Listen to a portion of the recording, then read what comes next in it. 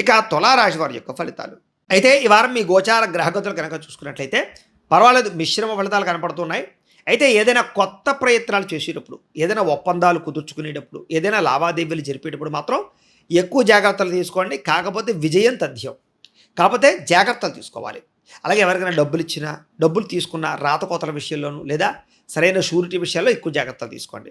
అయితే క్రయ విక్రయాల వల్ల లాభాలే ఉన్నాయి కాబట్టి భూములు, స్థలాలు, గృహాలు లాంటివి, వాహనాలు లాంటివి క్రయ విక్రయాలు జరపచ్చు ఈ వారం అంతా కూడా. అయితే రావాల్సినటువంటి డబ్బులు లేదా మొండి బకాయిలు ఈ వారం వసూలవుతాయి. అలాగే ఆర్థికంగా ఇబ్బందులు తగ్గుతాయి, సంపాదన పెరుగుతుంది. అలాగే పట్టుదలతోటి మీరు అనుకున్న పనులు పూర్తి చేసుకోగలుగుతారు. అలాగే ఇంట్లో ఏదైనా ఆగిపోయిన శుభకార్యాలున్నా, వివాహ ప్రయత్నాలు చేద్దామనుకున్నా, లేదా ప్రేమించిన వ్యక్తుల వివాహం కోసం ప్రయత్నం చేసినా, విడిపోయిన ప్రేమికులు మళ్ళీ తిరిగి కలవాలనుకున్నా ఈ వారం చాలా అనుకూలంగా కనపడుతోంది.